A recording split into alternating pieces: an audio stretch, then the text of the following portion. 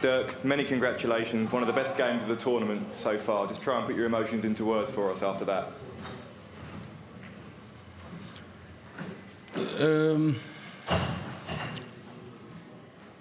Yeah, I knew it was going to be hard, but it felt a bit unnecessary that I was 2-1 down.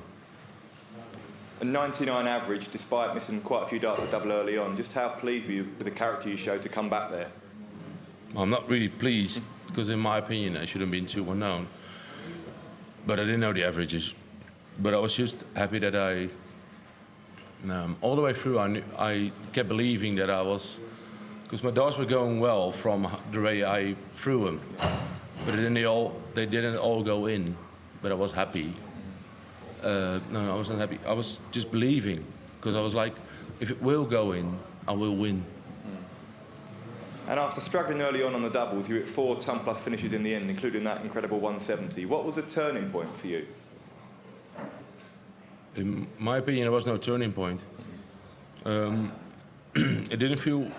It felt great, but it didn't go great. So then I stepped like 1 step left to the hockey that, like normally I stand to the right. I started standing to the left, because like, you need to reset yourself. I went for treble 90s first dart at some point to reset yourself. And yeah, that's what it did to me. Like in the end, that's what did it. Can't say I'm really happy with the performance, but I'm not unhappy with the performance either.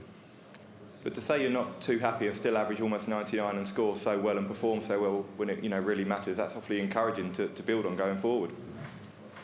Yeah, but it's pointless to talk about the average, because I think I missed some very important things, and in the end I didn't.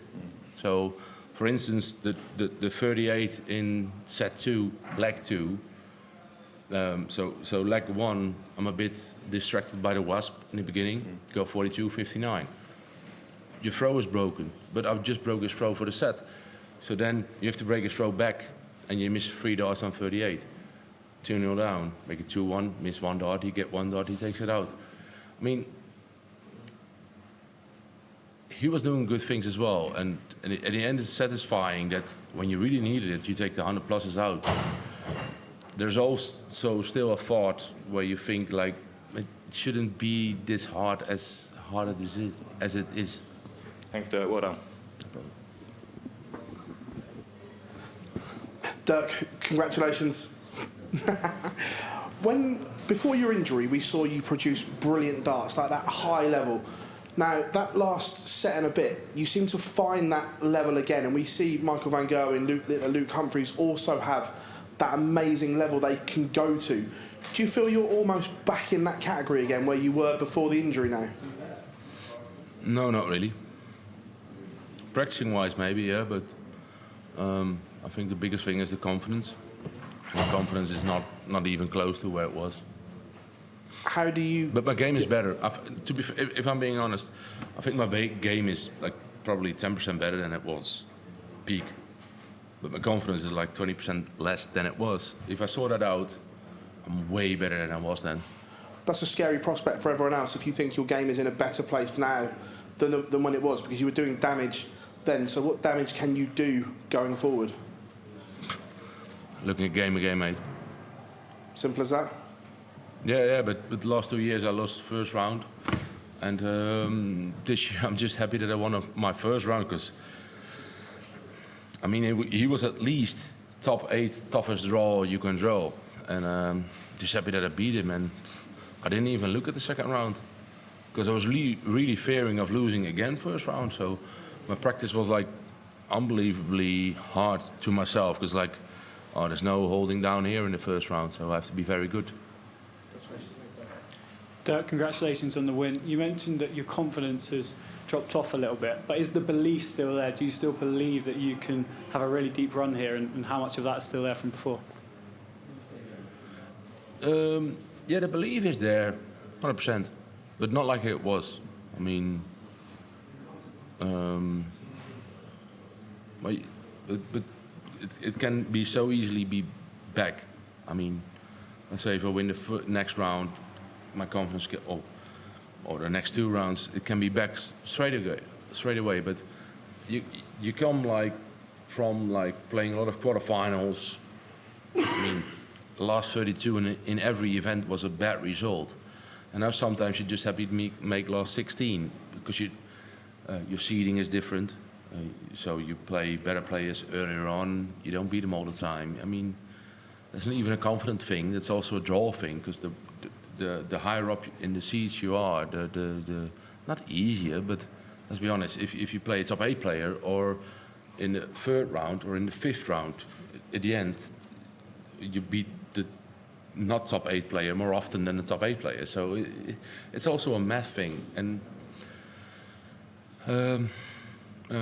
I think all my old results before the injury are now gone. I'm 29th, which I think I'm better than that ranking. So by the next half year, I'm defending not a lot. I'm not defending match play. I'm not defending Grand Prix. So if I make sure I'll qualify for those events, means my Pro Tour ranking makes more than it did 2 years ago. Plus I make those events. If I do well there, I can right up be top 20, top 16 again. But I have to do well. So do you think it is getting to those last 16s and further in these tournaments in the next year that is going to bring back that belief and confidence in yourself? Or is there something you've got to do away from the hockey maybe to bring back the confidence? I do a lot away from the hockey to be as good as I can. Last 16 doesn't kind of cut it. It's like quarterfinals is the minimum you want to reach because that's where the real money gets shared.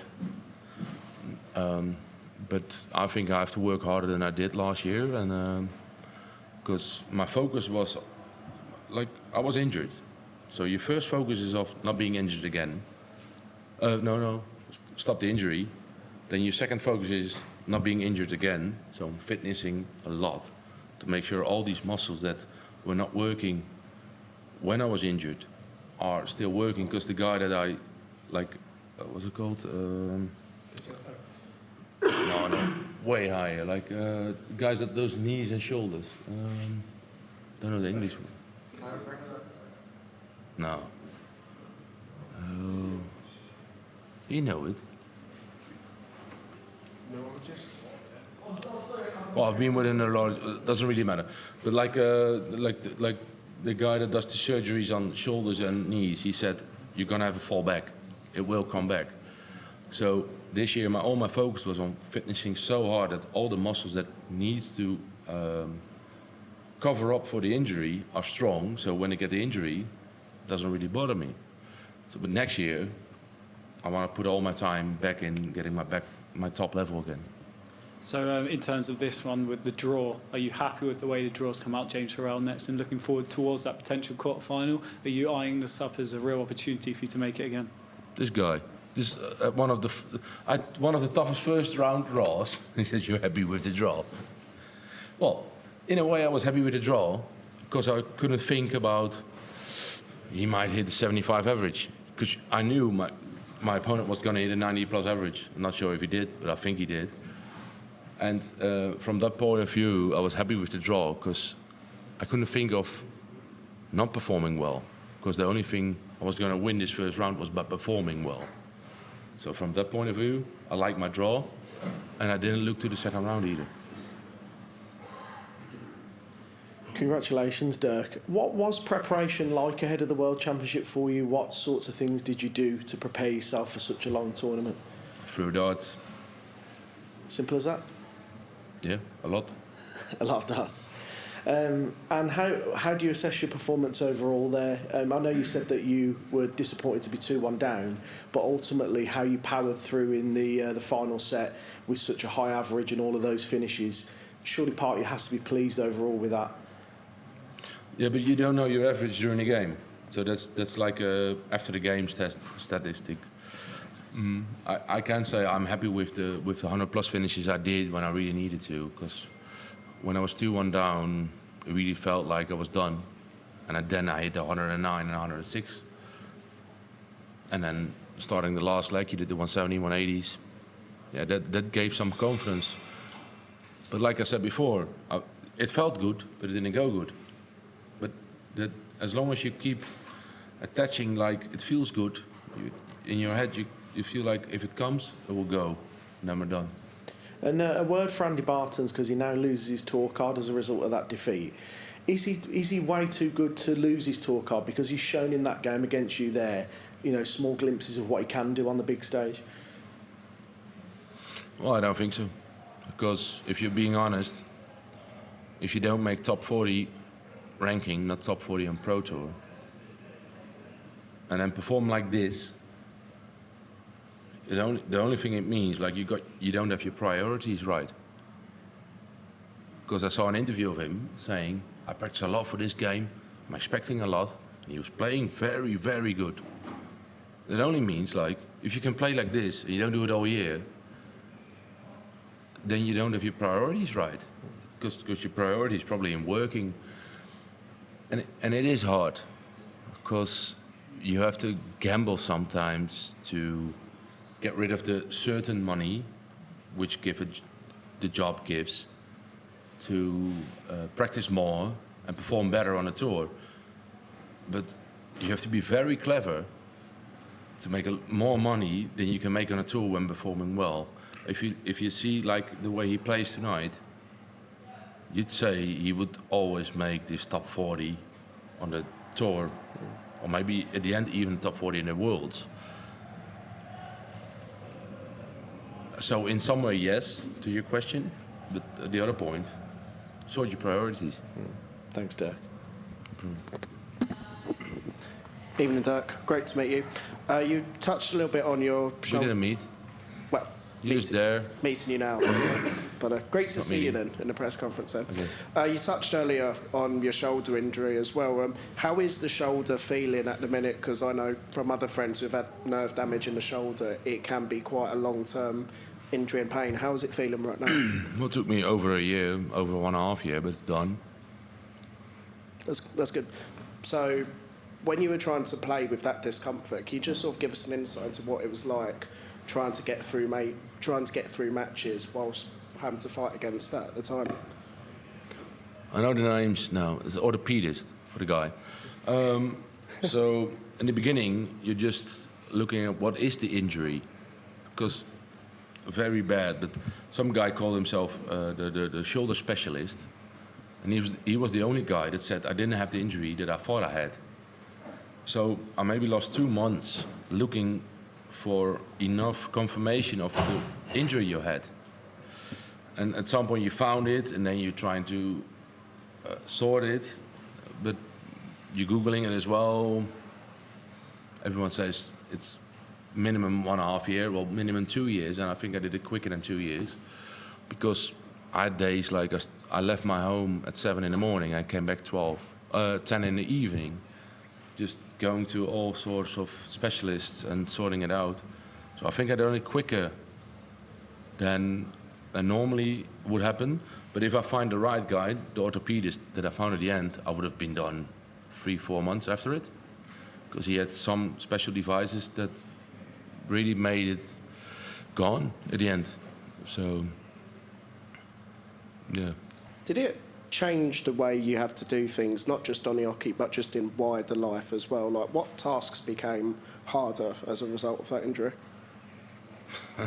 All my events, because I was top 10 in the world. I looked at the rankings. I was like, if I have a decent last year, so I was looking at the rankings, my, I call it, cleared ranking was top 6 at that point.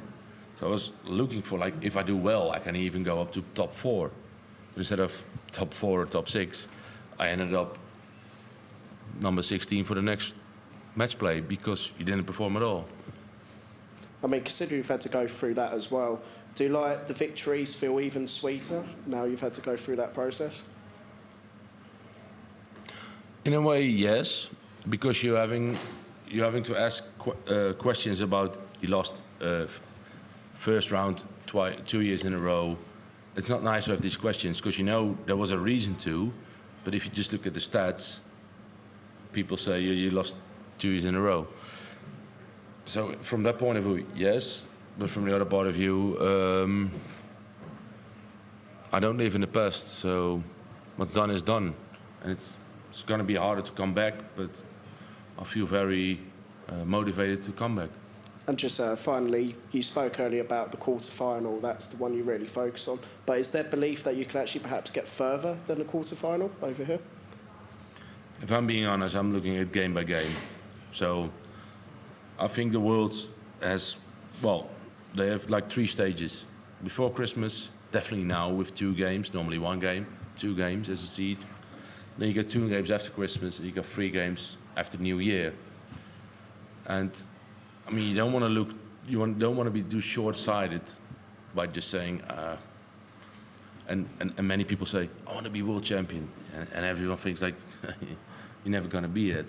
But for me, I think, apart from 3 or 4 players, making quarterfinal is a very good result for the rest of them. And once you're in your quarterfinal, there's only 3 games more. But the first goal should be the quarterfinal, in my opinion. Well, obviously, every round is a goal, but to start it, then you won 4 games. So that's what I start with. Thanks, Dirk. Great to meet you. Thanks, everyone.